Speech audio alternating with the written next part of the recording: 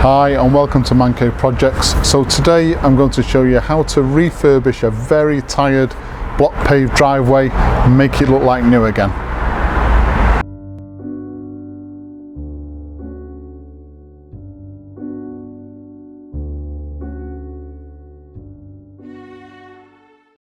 So I've got a number of issues with our block paved driveway. One is that we wash cars quite often on the driveways, so the sand bedding layer underneath the actual blocks or the block paving itself has become soft in areas, so it's sunk slightly in areas. The second thing is both our twins are apprentice service technicians with Jaguar Land Rover, and they service cars at a weekend on a very regular basis, so we've got some oil staining as well. So the things we're going to do today, one is to obviously correct the displacement of block paving in certain areas, bring it back up to a finished level. Second thing is to get rid of a lot of moss which is in the cracks of the block paving, get rid of those oil stains, and then provide a really decent finish, a sealer on top of the block paving, so that it protects the block paving for at least another 12 months from things like oil, and also makes it look brand new. Okay, so the first thing I've done to try and rectify the oil staining is to put down a chemical cleaner using a power washer and what's called a snow foam bottle, which is used for cleaning cars. And in the snow foam bottle I've placed some snow foam, which again is used for cleaning cars. This produces a really high foam detergent, and also an all-purpose cleaner 50/50, and the one I've used is called G101, which is for cleaning cars, but you can use something like Flash all-purpose cleaner. That would be perfect. So I've mixed 50% snow foam, 50% all-purpose cleaner to halfway, and then topped up the bottle with just clean water, and then just covered the entire driveway, let it soak for a few minutes, and then brush it in with a large brush just to scrub it. Once you've done that, power wash the entire driveway to get rid of the soap and also pick up any of the oil that's managed to be freed from the actual block paving surface itself.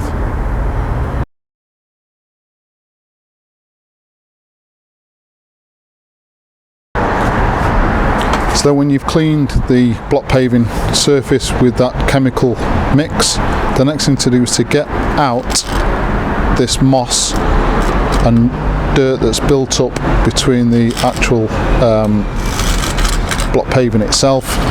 Don't be tempted to use the power washer to actually blast this out, because all you'll be doing is putting high pressure water down the side of each of the block paving, and that will make your situation even worse, and it will soften that sand bedding layer even more.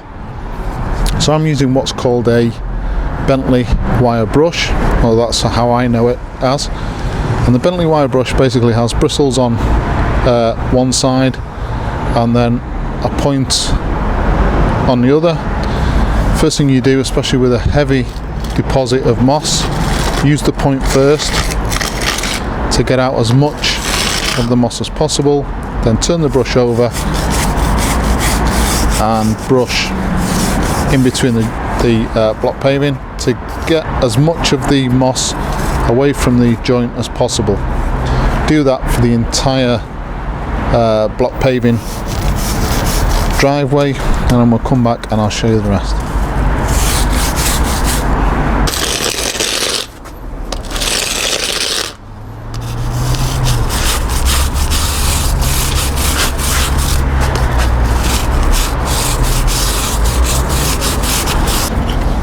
So once I've cleared all the moss from the driveway, the next thing to do is to correct any depressions in the driveway itself. So this is really something I would do only if I suspected it was because we were washing cars on the driveway and the sand bed had become a bit soft. If I suspect it for any reason at the sub base, so in this case it's a MOT type 1 stone, if there was anything wrong with that at all, then this would be a complete waste of time. So take your level, obviously it doesn't have to be as big as this, and I can see that maybe from there to here there's just a slight dip here, and this is probably where one of the cars has been sat for a while. So the first thing we need to do is get one of these block paving blocks out. Okay, and it's not as difficult as it sounds.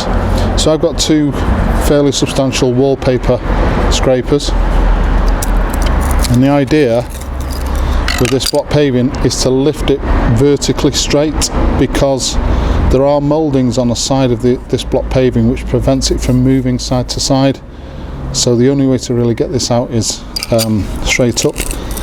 So what I'll do is I'll just keep wiggling it either side until the block paving starts to come up.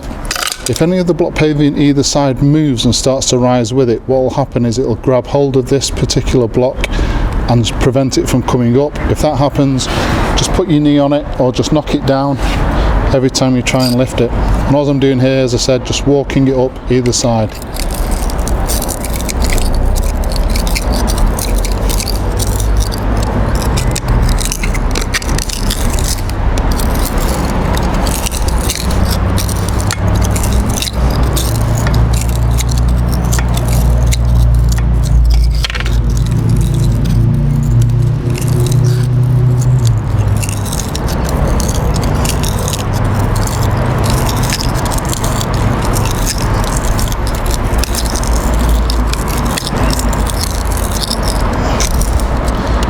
Try it this way.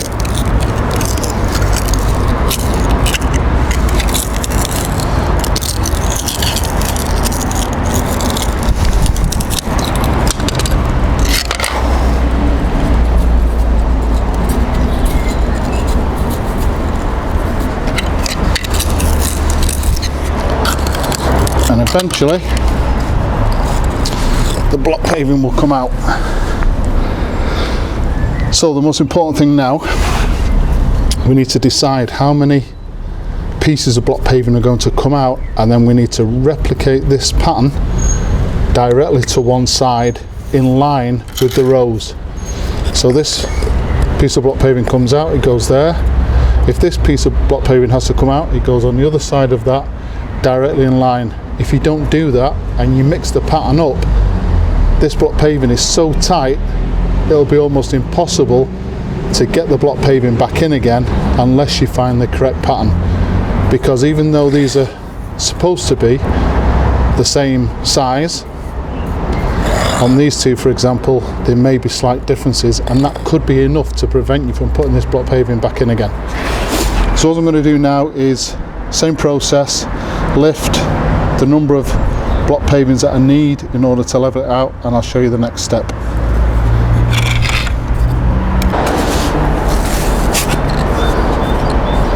So before I remove any more block paving, I just wanted to show you the method we're going to use to ensure we get the right level.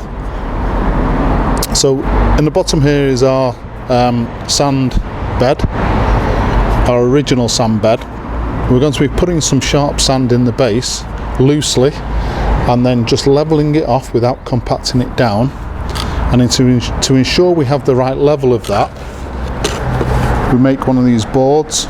So this is just a piece of batten with a flat piece of wood on there, and the measurement between the bottom of the piece of wood and the batten is the thickness of our block paving minus 5 millimeters. So the block paving is 60 millimeters thick, and we've measured the distance between the bottom of the batten and the bottom of the board 55 millimeters. What that'll mean is that we've got a 5 millimeter bed of loose sharp sand in the bottom.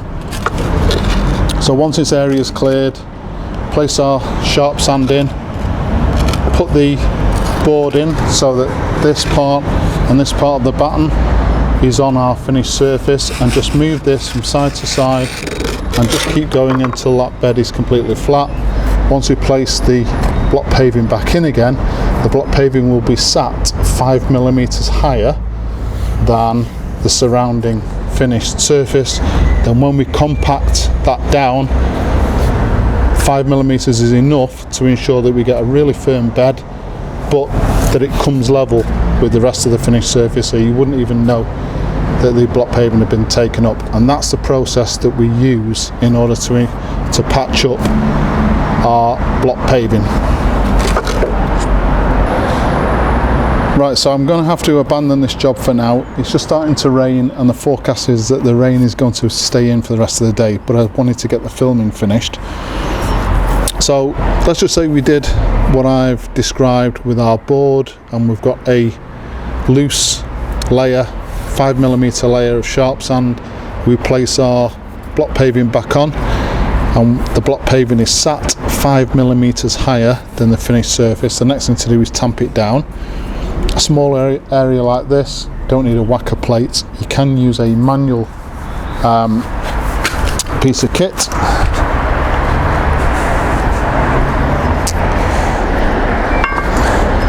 Which is something like this.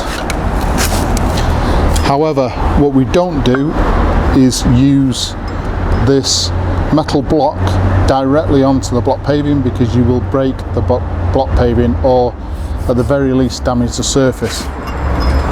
So we take an old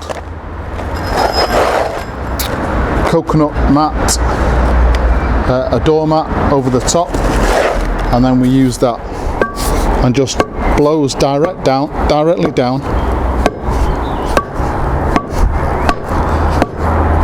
nice and even, until the block paving goes down to the finished level.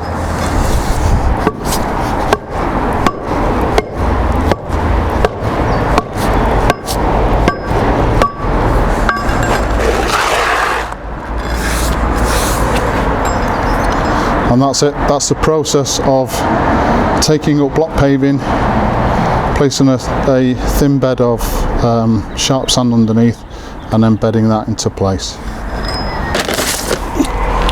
So once we've levelled off the block paving, the next thing to do is get some kiln dried sand. So this is a very, very fine, perfectly dry sand, and this will ensure that the sand will go into all of the gaps or joints in the block paving. Take a brush and just brush this over the entire area of the block paving. So once you've brushed all the fine sand into the joints of the block paving, leave it until it rains, or if it's not forecast to rain for a few days, just go over it with a hose pipe, just as you would watering the garden. That way the fine sand will wash into the joints. Once it's dry again, reassess. You may have to apply a second dressing of the fine sand or the kiln drying sand. Once you've done that, the last stage is to brush off any excess and then seal the block paving with a decent block paving sealer. And the way I do that is I just pour some of the block paving sealer into a tray and use a roller on a long pole and just roll it out as though you were decorating the wall or the ceiling in the house. Leave that to dry for at least 12 hours. Overnight would be better before you put any vehicular traffic on the block paving.